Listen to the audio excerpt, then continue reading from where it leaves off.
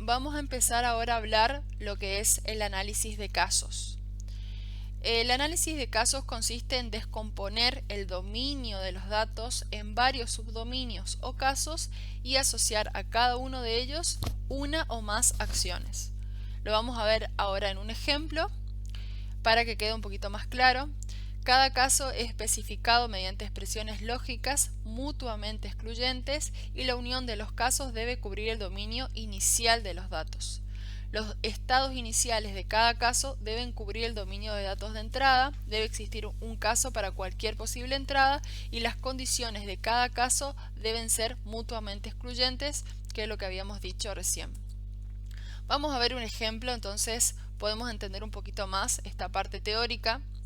Fíjense acá que tenemos un dominio que es las descomposiciones que podemos lograr entre los valores 1 y 10, ¿sí? Entonces, nuestro dominio completo, total, son los números del 1 al 10. Entonces, fíjense acá que el análisis de casos hablaba de descomponer el dominio de los datos en varios subdominios o casos. Lo que estamos haciendo acá es descomponer nuestro dominio, que son los números del 1 al 10, en subdominios. Entonces, el primer ejemplo sería descomponer este dominio del 1 al 10 en el primer subdominio serían todos los números que son mayores o iguales a 0 y todos los números que son menores a 5, ¿sí? Ese subdominio sería el primero, del primer ejemplo. El segundo subdominio consiste en todos los números que son mayores o iguales a 5 y que se cumple también que son menores a 7. Y el tercer subdominio serían todos los números que son mayores o iguales a 7 y son menores o iguales a 10. ¿Qué es lo que nos dice la teoría?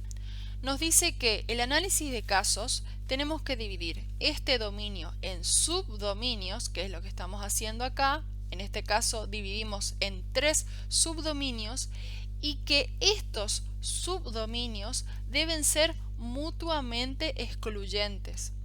Eso significa que ningún elemento que pertenezca a este subdominio puede también pertenecer a otro subdominio, ¿sí?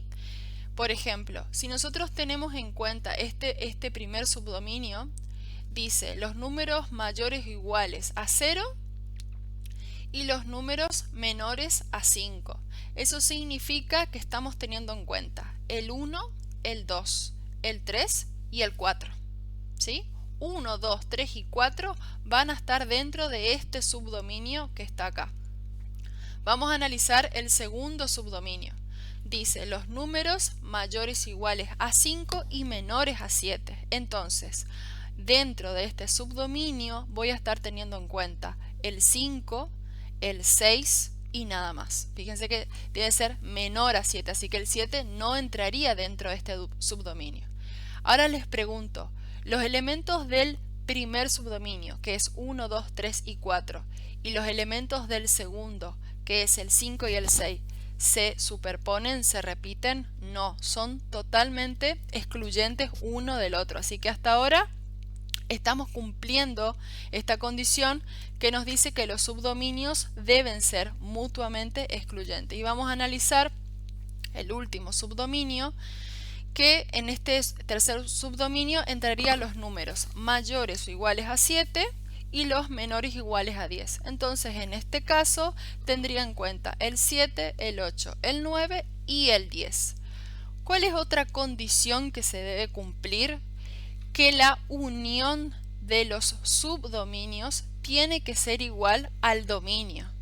Si yo sumo todos estos subdominios, es decir, el 1, el 2, el 3 y el 4, después el 5 y el 6, y después el 7, el 8, el 9 y el 10, obtengo como resultado el dominio total, ¿sí? En el análisis de casos no puedo dejar afuera ningún elemento de mi dominio total.